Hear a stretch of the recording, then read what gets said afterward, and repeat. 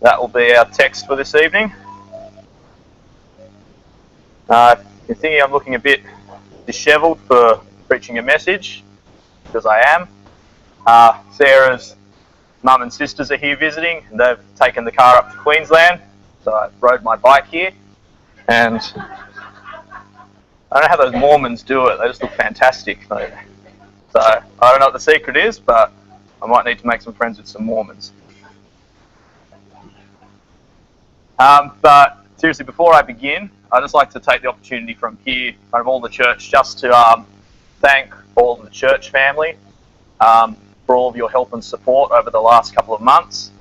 As you know, it hasn't been an easy couple of months for us with, where do I start? But just thank you so much for well wishes, things such as, cooking meals for us, get well cards, presents, presents for Jax when he was born, most practically just helping us move recently when I wasn't even around. So just thank you so much. And if I haven't thanked you personally, I apologise, but we'd just like to thank you so much from the pulpit. We're very grateful, and we wouldn't have got through this time without our God and without our church family. So thank you so much. As I said, 1 Thessalonians 2, 1-4. Read along with me, please. For yourselves, brethren, know our entrance in unto you, that it was not in vain. But even after that we had suffered before, and were shamefully entreated, as ye know, at Philippi, we were bold in our God to speak unto you the gospel of God with much contention. For our exhortation was not of deceit, nor of uncleanness, nor in guile. But as we were allowed of God to be put in trust with the gospel, even so we speak, not as pleasing men, but God, which trieth our hearts. Just open with me in prayer.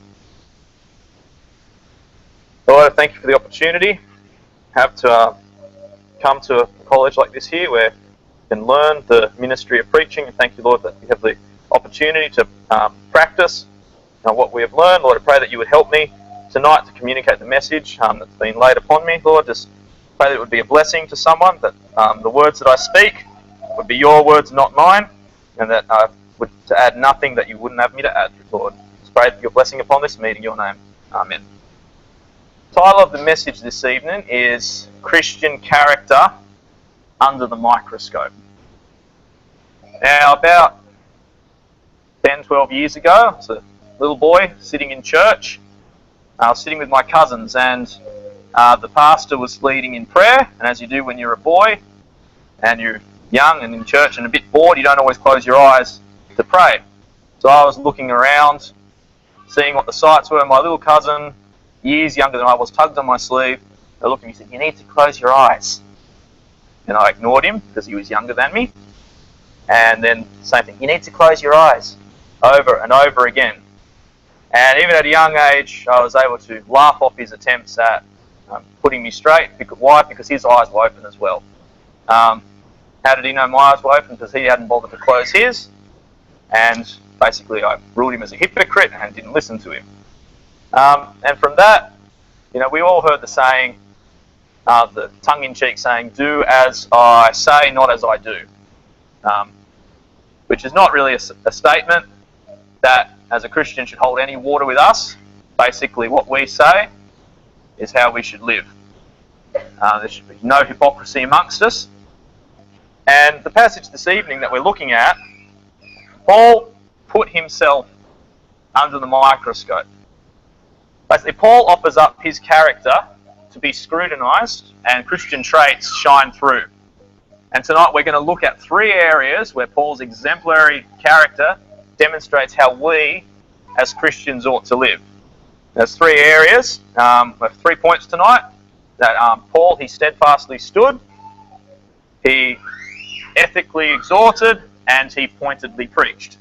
And we can see from this passage, in which I'm going to explore in depth verse by verse, how when people are looking at us and really applying the microscope to our lives, whether what we say backs up what we do.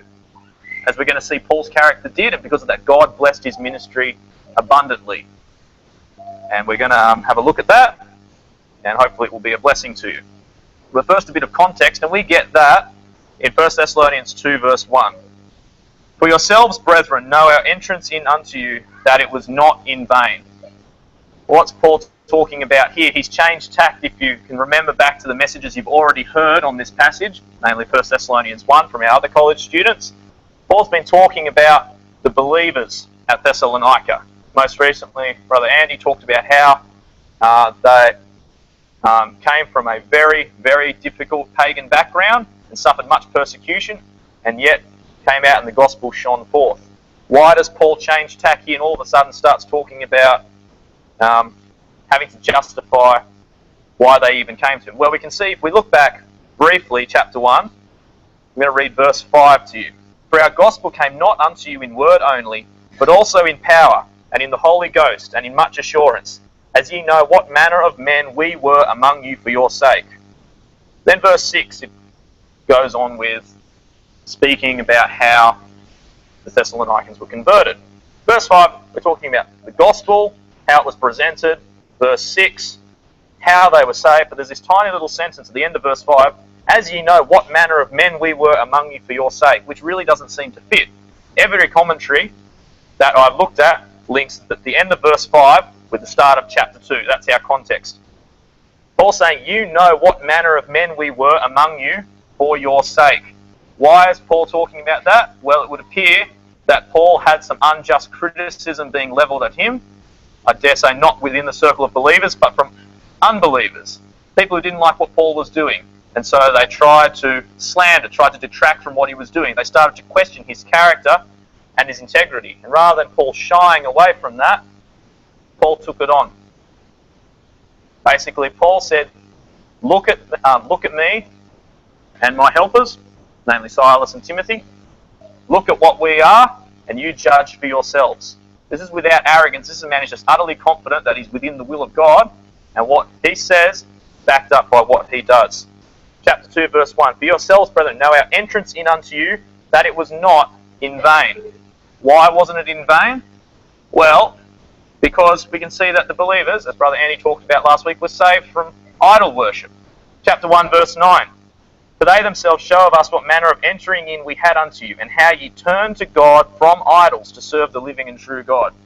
These were not religious people who had, well, they were religious, but religious people who had a somewhat decent idea. They weren't Jews, they were Gentiles. They came from utter pagan worship, and yet they turned and found the true and living God.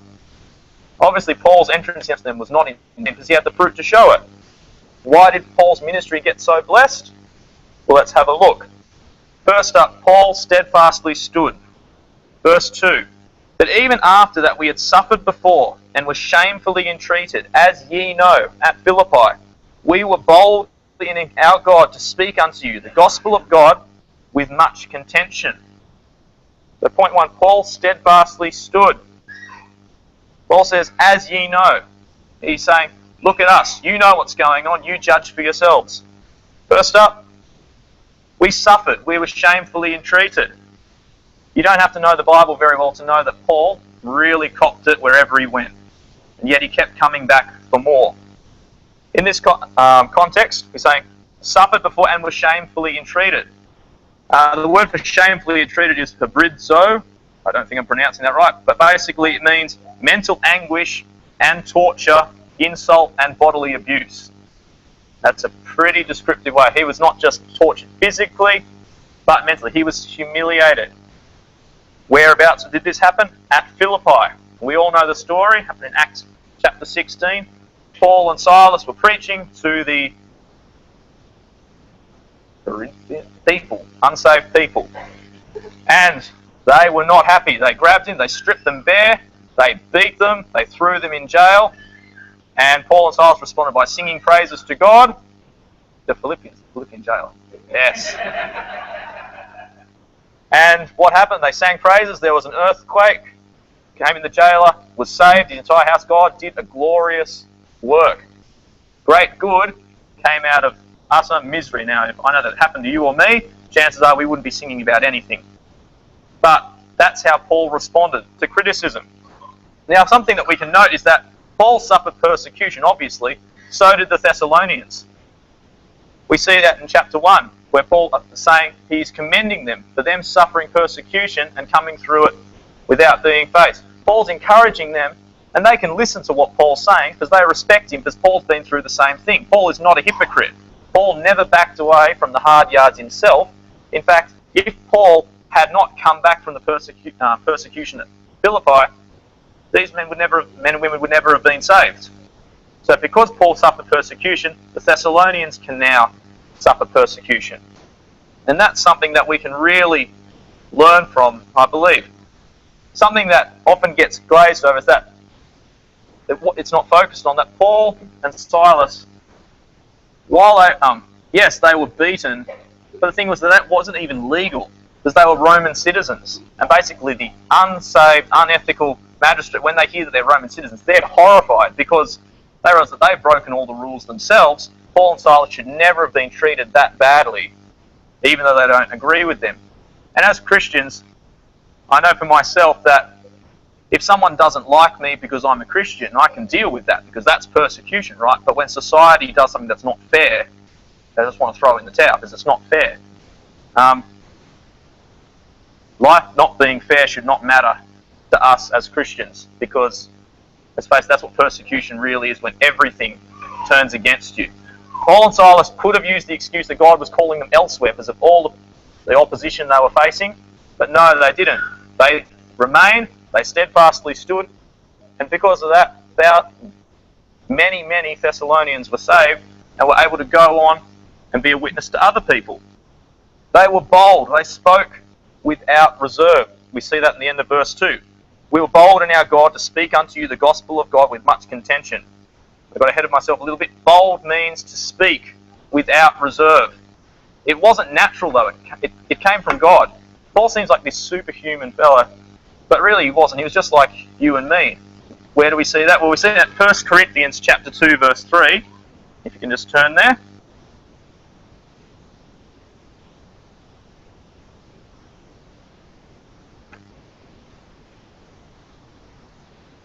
Paul writes here to another group of believers, and I was with you in weakness and in fear and in much trembling. That sounds like a normal human being. That sounds like someone who has copped it from all areas and has just had enough. They're finding it really difficult.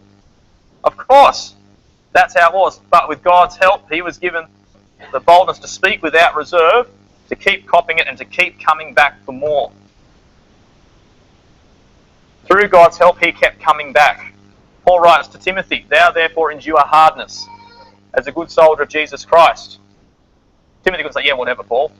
Timothy, well, that's right. Paul's endured hardness. I can endure hardness also. Paul did the hard yards, and because of that, God blessed his ministry. As Christians, how can we encourage our young people coming through, or those newly saved, to stand fast, to stand strong, to be an example, to suffer persecution when we turn at the slightest opposition ourselves? We can't. Paul put himself under the microscope here, and he was validated. Paul steadfastly stood. Point number 2. Paul ethically encouraged. Verse number 3. For our exhortation was not of deceit, nor of uncleanness, nor in guile. Paul changes tact here, and it seems a little bit strange. We're not really sure where he's going with it. But we need to remember that Paul was suffering slander of some kind. That's what commentators believe, and I'm inclined to agree. He was being falsely accused, and he's standing up and saying, have a look. You yourselves, judge. You know it's not true. Our exhortation was not of deceit, nor uncleanness, nor guile. The word exhortation here is to appeal to. So Paul's appeal, it was blameless, it was faultless. He's appealing to them to come forth and receive the gospel, to encourage them in the faith. Whatever the context, he is working hard. He is exhorting them. He is encouraging them. It was not of deceit. Deceit here means error. What he taught was no lie, which is different from all the other cults of that time. Blatant lies designed to suck people in to whatever it was that tickled their fancy. The gospel should have no form or hint of lie in it whatsoever. It is absolute truth, and we need to keep it that way. Nor of uncleanness. Uncleanness here has a sensual context, which seems really bizarre in what we're talking about. What has sexuality got to do with the gospel? Well, that's the point, it doesn't. But pagan worship back then, you need to understand, often allowed men and women to give in to whatever desires they had in the name of religion. It was sick, it was twisted, it was messed up, and that's why it attracted so many people. This is why it's different. The gospel message is so different from that. There's no immorality at all. It was so far removed from pagan worship. And he said, Paul's saying, look, you know yourselves. Have a look. You know what I'm saying is true. Finally, nor in guile. Improper means, that's what it means. Bait. Paul did not have a separate agenda. He's not there saying, believe this so you can get this. Paul's not trying to trick them. He's not trying to get personal gain from this. What Paul's getting from this is, ripped clothes and a beaten back and being stoned. Paul's not getting anything from this first up. It's not for his own personal gain. And that was the beauty of the gospel, is that we've got these pagans who are dissatisfied with their idol worship. They're attracted to Jew doctrine, but they're also repulsed by the hypocrisy of it. And then Paul comes along with the gospel in its simplicity and pureness, and people are flocking to him. His detractors don't enjoy it, so they're attacking him. John Phillips has a great quote, which I can't say it any better. Paul's sole purpose had been to win souls to Christ. His life had been totally free from anything deceitful, defiling, or doubtful. Alright, so what about us when we present the gospel? I would hope, we really should be doing it not for personal gain, not a soul-winning thing. I won 10 souls to Christ this week, and they're coming to church, I'm sure they are. But really, it's not for personal gain. But let's extend the analogy a bit further than just preaching the gospel. How about our interactions with people in general? Do we only help people when it helps us? Whose best interest do we really have in our relationships with people? Just very recently, I heard a story of a football player who was stood down from his club because football player B came to him and said, mate, I'm not really happy with my contract. What do you think I should do? And football player A said, ask for more money. Definitely ask for more money. It would seem that he had person B's best interests at heart. No, that person was better than him in his position. They wanted them to go and ask for more money so they would get the flick. Anyway, person A got dropped because they saw through the fact that his best interests, the other person's best interests, were not at his tongue tied. You know what I'm saying? His best interests were not at heart. He was trying to manipulate things for his own good. As Christians, that should have no part in us at all. Which leads us into point number 3 that Paul pointedly preached. If we can't speak to people ethically without twisting it to our own means, how in the world are we ever going to be able to preach the gospel the way it's supposed to be preached? Verse 4, but as we were allowed of God to be put in trust with the gospel, even so we speak, not as pleasing men, but God which trieth our hearts. We were allowed of God to be put in trust with the gospel. Allowed here is the word dokimazo, which is to be approved or tested. Paul, Silas, and Timothy were no rookies. They had done their time. They were approved of God because they had proven themselves to be effective communicators of the gospel, disciples who would not shirk from the truth, who would pointedly preach no matter what. And because of that, they'd been put in charge of the gospel. They'd been entrusted with it. And Paul saw that as a great responsibility that he could not shirk. The gospel that he preached was not watered down. It was not to please men, as it says in the verse. Paul was a good steward of what God gave him. A good steward is obligated to the one who pays him. As stewards of the gospel, we are obligated to the one who gave us the gospel to preach it pointedly without watering it down at all. Let's use the example of if a friend comes to you and gives you some information in confidence, nothing offensive, but just maybe something they're struggling with or a family situation, and they give it to you in confidence. If you're a good friend, you would never even dream about giving that information to someone else, because that friend has entrusted you with something precious to them, so you know that you're going to keep your mouth shut because you're a good friend. Let's reverse that analogy. God The one who created us has given us the gospel and said, tell people about this. If you are a follower of Christ, you're going to do that. You're going to give it because you are a good steward of what God gave you. Even so we speak, not as pleasing men, but God. We're not to please men. We are not to give a message that's only what they want to hear. No one wants to hear that they're dying and going to hell. No one wants to hear at a funeral that their drug-addicted atheist uncle, who's had no time for God, is resting in heaven. We can't say that. We can't water it down. So you've got to be tactful about it. But let's be honest about it. We have to be forthwith. We cannot water it down to please men. When I was living in Sydney, I was involved in a prison ministry where we would go in, play sport, and preach to these inmates. And there were several prisons where after a while they said, look, we're happy for you to come in and play sport with us, and we're happy for you to preach to the inmates, but please, if you could just leave out the part about sin and death and just focus on God's love, that'd be great.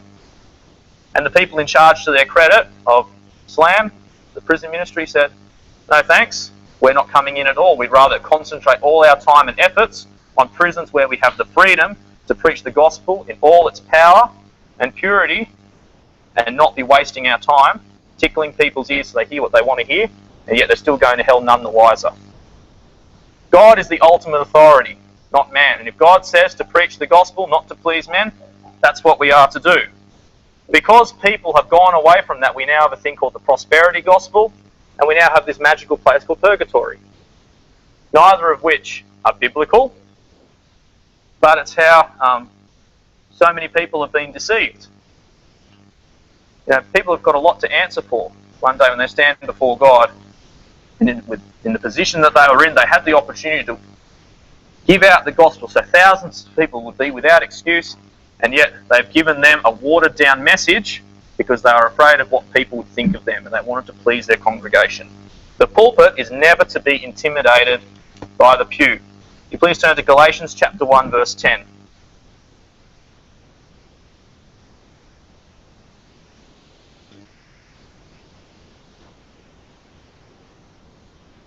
Paul says here, for do I now persuade men or God? Or do I seek to please men? For if I yet pleased men, I should not be the servant of Christ. That is a bold statement. If I'm going to please men, I am no servant of Christ. Where does that put us as individuals?